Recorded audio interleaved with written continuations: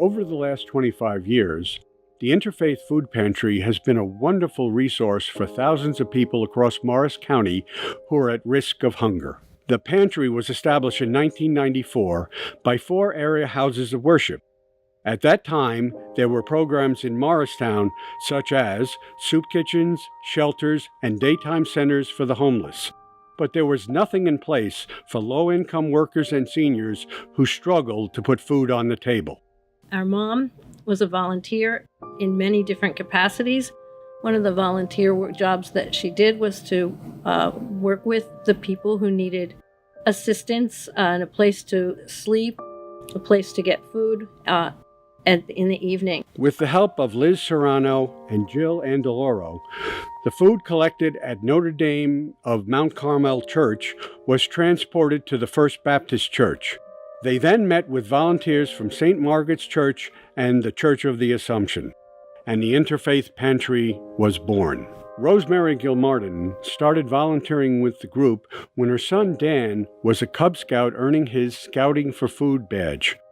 She passionately supported the mission and did not hesitate to talk with anyone about what the pantry needed.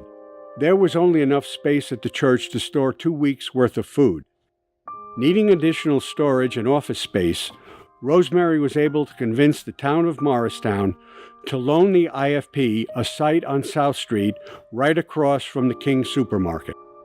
The manager at King's Food Markets at the time became an early ally. I was running the King's Supermarket in Morristown, and Rosemary was one of my customers. And I was looking for a local organization to get involved in. And as I grew with the pantry, Rosemary and I became, I feel, great partners. As the need grew, the group realized that in order to sustain the program, they needed to incorporate. When they did so in 1998, Rosemary was hired as the executive director. A crackerjack team of board members was assembled that included Pastor Ron Quay as president, Marilyn DePrimo as secretary, and Mary Ann Caulfield as treasurer. Elaine Britcher was the first staff person hired by Rosemary to help. In 1999, the IFP was forced to move when the South Street building was sold. Rosemary reached out to Sissy Lauries, a county freeholder, and with her help, they were offered space at 540A West Hanover Avenue in Morristown. That looked like a huge space to us to be able to move into that space. So we were excited to get to Hanover Avenue. In May of 2000, the unimaginable happened. The First Baptist Church burned down. It was a bit of a panic because what do? We had clients that needed to be served and nowhere to serve them. It was gone. We began looking for another location to distribute food. It was really important that we keep our focus in downtown Morristown. December 2000, 190 Speedwell Avenue opened. To this date, the Speedwell Avenue location remains critical to all those in Morristown and taking transit into Morristown to obtain needed groceries. Our time was well spent during our stay at 540A West Hanover Avenue.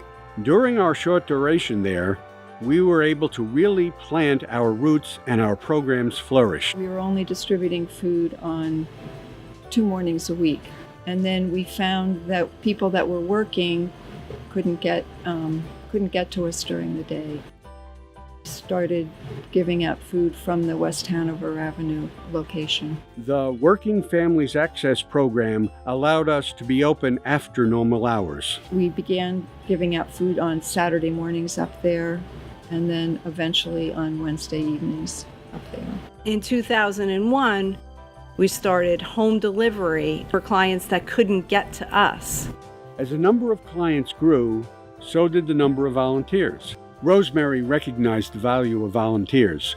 One of the highlights is that she was very proud of. Rosemary had come to tell her that there was an award named for her. It's the Marilyn DePrimo 1,000-Hour Award. Those who hit the 1,000 hours, we're especially grateful. She was proud of.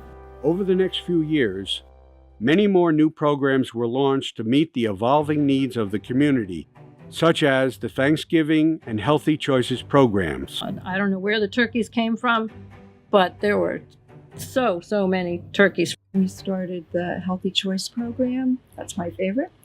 It started because we saw that there was a need to really try to improve the nutrition quality of the foods that we're giving out to people. The first year, I was able to buy one fresh produce item for each client. Remember, the first thing I was able to buy was oranges, and every client got a bag of, I think it was 3 or 4 oranges. We had a little spot on the shelf where they could take those oranges from.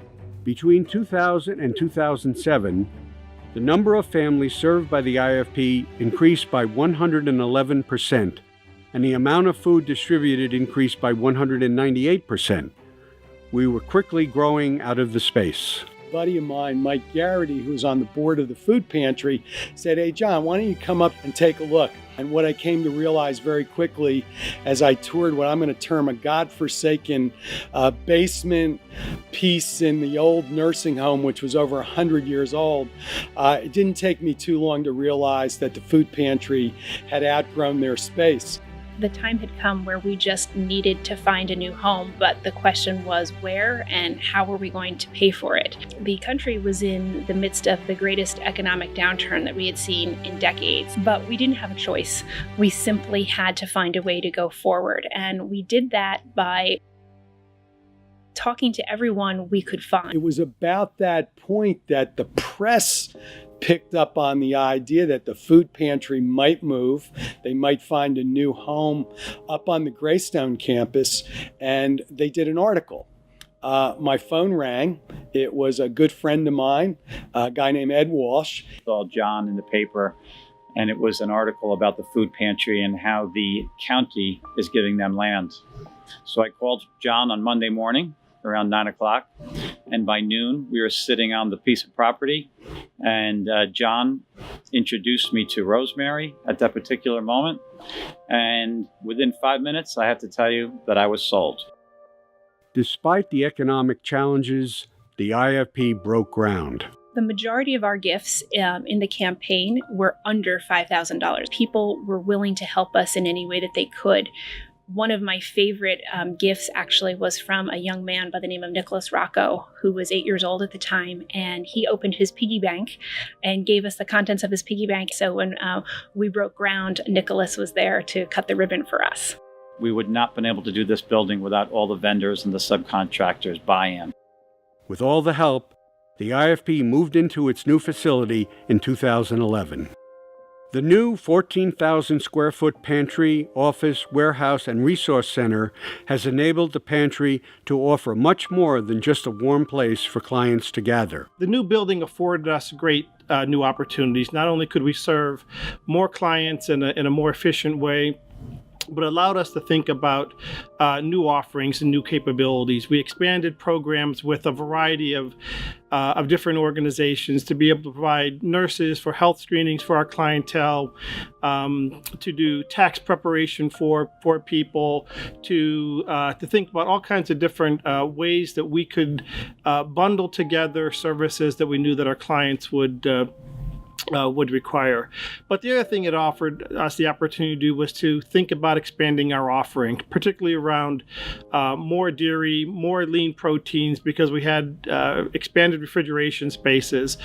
Working with partner supermarkets, the IFP now has the ability to rescue these nutritious items that would otherwise be thrown away. 4 times a month, clients can visit the IFP free farmers markets for supplemental fresh produce. Now, nutrition educator Katie Galton had a classroom to teach people the connection between food and health in a commercial-grade kitchen. Our new space even has its own community garden. Following a 3-year strategic plan conducted by the staff and board, the IFP realized that transportation and geographic barriers significantly limited access to healthy food for people in need in more distant areas of the county. In 2016, Rosemary secured a $100,000 grant from Impact 100 Garden State to fund the Healthy Choices mobile pantry, which included the purchase of a refrigerated truck, hiring a driver, and the cost of the food. So we've responded in kind. We've responded in two ways.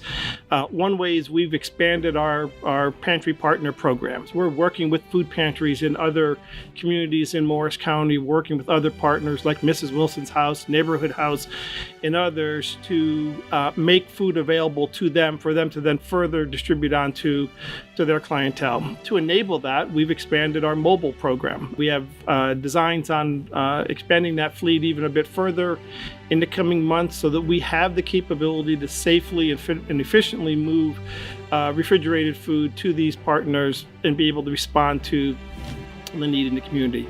Today, we're working to identify the areas of greatest need, providing a sense of nutrition, security, and belonging, with the goal of ending hunger in Morris County. It takes a village to move mountains the way we have, and we could not have done it without the leadership and foresight of Rosemary Gilmartin. The pantry and the resource center here is a true testament to Rosemary's belief in what was needed and standing firm with what she believed needed to be done. And looking back, it seems seamless. At the time, it didn't seem seamless, but now that we're here, it's really amazing. It's remarkable, really. So. My fondest memories of Rosemary were just her tenaciousness. She always had a vision for the pantry. She always was never satisfied with, it's good enough. Rosemary, I just want to say congratulations to you and all the success you have made for this food pantry, and thank you for letting me work with you. She's built a tremendous team and a tremendous organization that will carry on and will continue to fulfill the mission that's so essential in our community. When you have passion and you have a vision and you have great people behind you, it's a great combination. The organization is poised to do bigger and better things over the next decades.